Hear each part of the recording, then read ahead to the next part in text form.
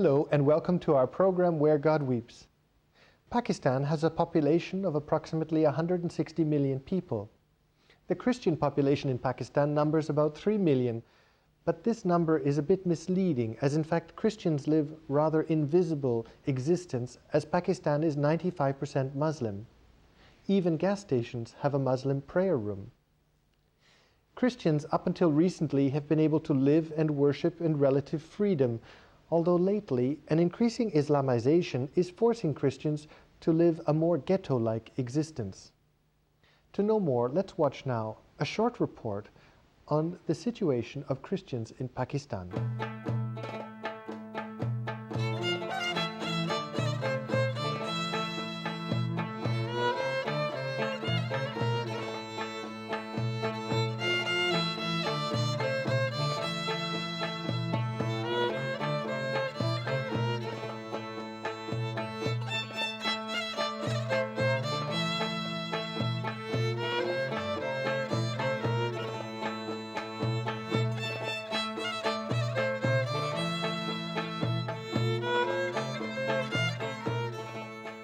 An earthquake which devastated the north of Pakistan and claimed thousands of lives drew international attention to a country which has struggled with many difficulties. Pakistan is the seventh most populous country in the world. 80% of its inhabitants are illiterate. This is accompanied by widespread poverty and one of the highest child mortality rates in the world. Moreover, Pakistan has for decades been the setting for ethnic and religious conflicts, and for years the country has had to deal with the influx of millions of refugees from neighboring Afghanistan. These refugees initially fled from Soviet troops and then later from the ruthlessness of the Taliban. Today they are packed in refugee camps with no foreseeable prospects. Pakistan is currently in a difficult phase of its still short but eventful history. The country is torn between a pro-Western government, economy and society, and an overwhelmingly Muslim population, the second largest after Indonesia, heavily influenced by radical Islam.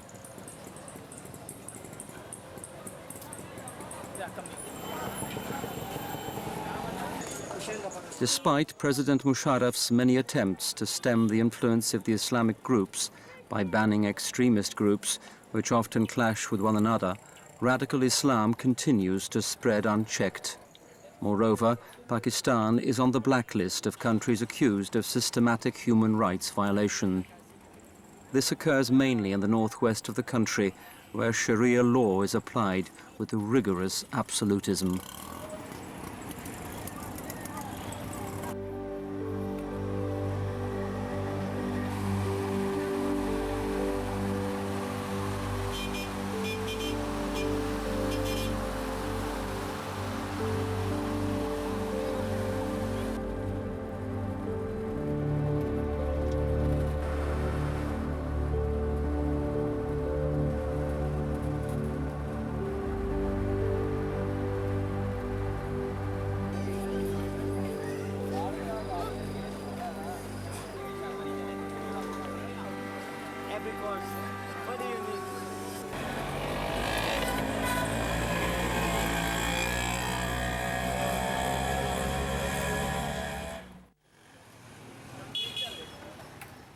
The 4 million Christians are a tiny minority in this country.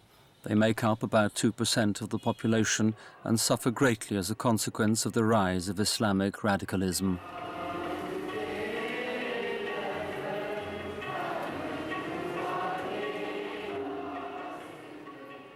Since September 11, 2001, their situation has worsened.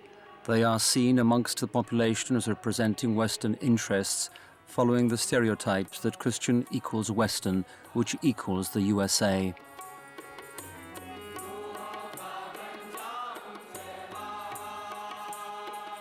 Since then, acts of anti-Christian violence have increased. Religious intolerance reached a peak in 2006 when 2,000 fundamentalists in Sangla Hill set fire to 3 churches and a convent.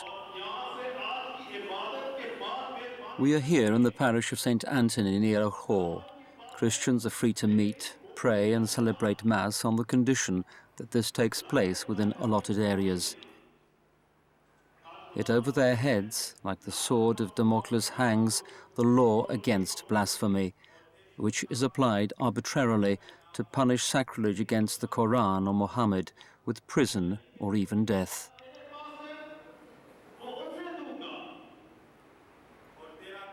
For Christians, life in Pakistan is exceptionally difficult. A real ordeal, says Sister Daniela from Brescia, who has lived for over 25 years in Karachi and Lahore, where the Daughters of St. Paul run 2 bookshops. These have already received several threats and have even been attacked. The best connections we have are with the poor, she continues. They have nothing, and God was the first to love them. It was these untouchables who were the first to adopt the Christian faith.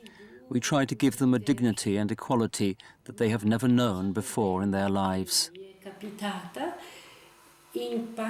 Social relations are so difficult, so different, and yet it's the most wonderful thing that ever happened to me. When I found myself in Pakistan 25 years ago, not out of obedience, but out of love. 2 milioni, includendo tutte le denominazioni, especially out of love of the small Christian minority here, of the 2 million people, including all denominations, all the minorities, 2 million versus 200 million believers of Islam. When we visit villages and see the extent of life situations, we do not only pray, but we try to help them achieve an awareness of their social rights, like the right to go to school. We are convinced that it is education that changes societies.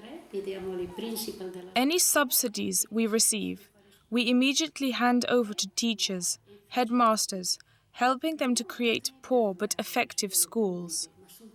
They could attend state schools, but are badly treated there, discriminated. Things that seem of little consequence. They are not allowed to drink from the well. No drink in Pakistan that has many long months of about 50 to 57 degrees.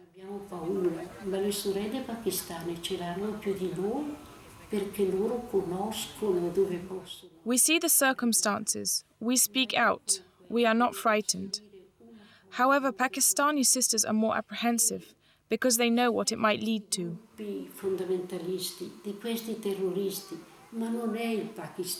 I have to say something very important at this point. The matter of fundamentalist groups, terrorists. This is not Pakistan. People in Pakistan are good. We work well with the poor. During the monsoon season, we walk together with the Mother Teresa sisters, distributing blankets, food to everybody, Christians, non-Christians, and we are well received, also by Muslims. Also, in any education programs we run, we do not look whether they are Christians or non-Christians. The poor and the intellectuals, we understand each other well. Because intellectuals understand, whilst the poor are sincere. They have real faith. They pray, because Islam in itself is a religion that is neither aggressive or bad, only at the level of intolerance towards the weak. Whereas a couple of years ago, we had a much better report.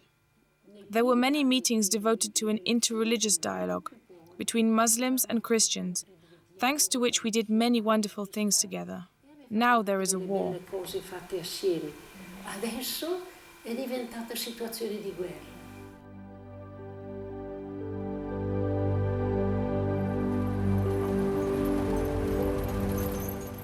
Here in Jahanabad is the biggest parish in Pakistan. It was established a good 30 years ago by the French for the Christians in the region and today has more than 20,000 members. Thank you.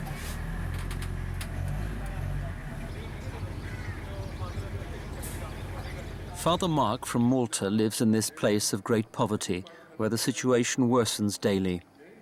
His parish members live in ramshackle wattle and daub houses. The families have many children and there is high unemployment.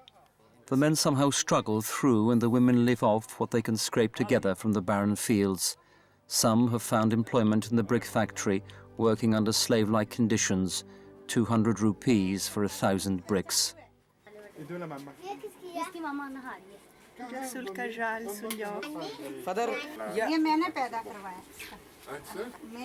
Father!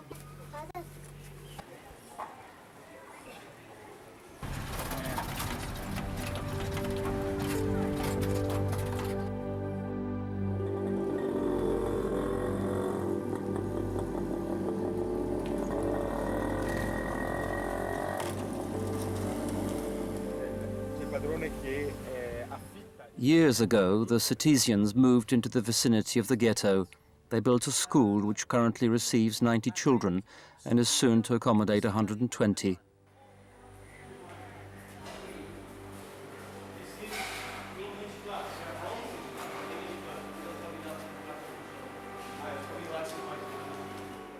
Additionally, they have opened a vocational school where young people can acquire theoretical and practical knowledge, later enabling them to be employed as a smith, carpenter, plumber, or electrician. They recently added a seminary.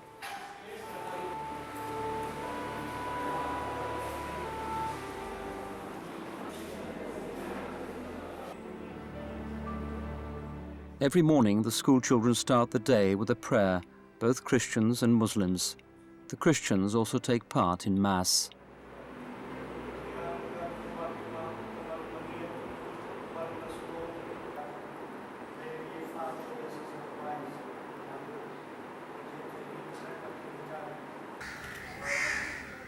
The Bishop of the Diocese of Islamabad Rawalpindi, Monsignor Anthony Lobo, is convinced that Muslims and Christians can live together in peace. His diocese includes the Pakistani part of Kashmir, the region mainly affected by the earthquake, and the mountainous part of the Punjab. There are no rich Christians in Pakistan. This is for historical reasons. The first people to take on the Christian faith 250 years ago were those known as the slaves of the earth. They were often given a plot of land by the Christian colonizers. Today, there are still only a few of them in the middle classes.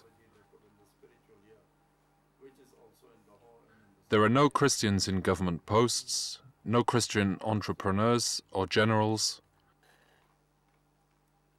The Christians have little access to education, culture, money, or power. We urgently need education. We need to educate and support young people. This is why I'm particularly committed to the development of a Christian middle and upper class. Around 9:30 for our Divo, with Divo bus. Yeah, but for Peshawar. You are not residing all, but it's a huge one. It's Boys Town. This project is still in its infancy and may seem utopian to the 4 million Christians in their daily struggle for survival. A dream they dare not dream today, yet one that opens a window onto a future waiting to be grasped.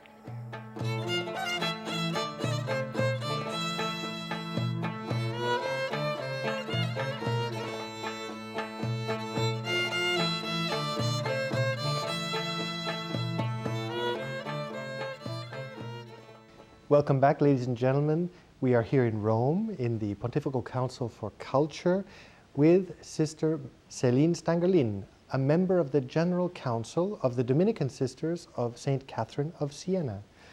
Sister Celine, thank you for being here with us today. It is a pleasure. Thank you to you for inviting. How were you received by the people themselves? This nun who came from Italy, not speaking the language. People were very happy. Actually, first my sister, the Pakistani sister, because by that time we had already Pakistani sisters, they welcomed me very nicely. And even the people in Pakistan are very welcoming, very generous, very, very good. So I felt at once to be welcomed, I felt at home. Secondly, I must say that the first village I was sent to, it was mainly a predominantly Christian village. At the time of the British, they were ruling there, they gave some part of the land to the missionary to build up, to put up some villages for the Christians who had come from the low caste. And so there are few villages, predominantly Christians, and I was sent to one of these. But by 76, they were already Muslim. And so I felt very much welcomed both by the Christians and by Muslims. Now the Christians, they live a very much a minority existence. They are a very small percentage of the population in Pakistan. Yes. How would you describe their life within the Muslim community, the life of the Christians?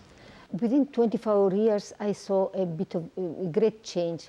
When I went, I saw and I experienced a very fraternal and very a lot of solidarity among themselves. When you first arrived? When first I arrived, because I remember they would call us for their own feast, we would call them to participate in our own programs.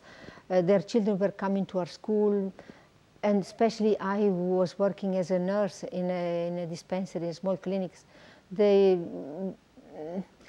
would treat me and I would feel themselves relating to me as brothers and sisters.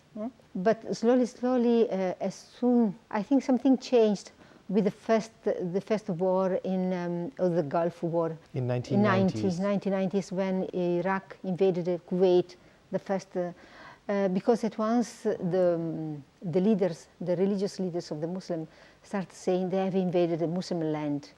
The Christians have started again the crusade. So when the Americans responded to this invasion, yes. The Christian community in Pakistan was affected by this then? Was affected, yes. We ourselves were asked not to go out.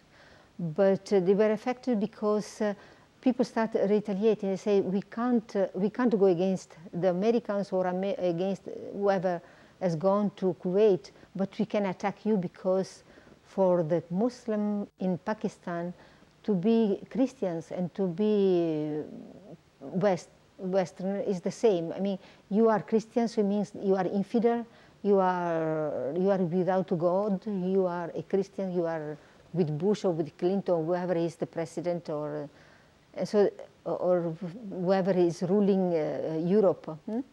And so, since they couldn't go against Bush or whoever, or Clinton or whoever was ruling the West, they would go against the Christians. And what would happen? I mean, how would this be practically? Before we had some, I mean, especially soon after that war, there was a fact that disturbed us all. In one morning, a group of, they said they were about 4,000, 5,000 men, surrounded a Christian village, predominantly Protestant village, asking the people to come out within 2-3 hours' time, because they were going to destroy the village. I never understood the reason why this happened. You know, living in a village without a newspaper, without news, it's not possible to understand the reason which are behind that. But I think, in my opinion, how things went on later on, it was a clear retaliation for what happened in the Gulf War. And within 2 hours, people called the police. Police didn't come in time. People came out, and then these terrorists, let us say, they attacked the village. They burned all the houses. They took up even the head pump for the water. They destroyed everything within 5 hours. After 5 hours, the police came. So we had the impression that everything was arranged. And from that time, in Pakistan, we start experiencing fear, threat, when it will be the next and who will be the next.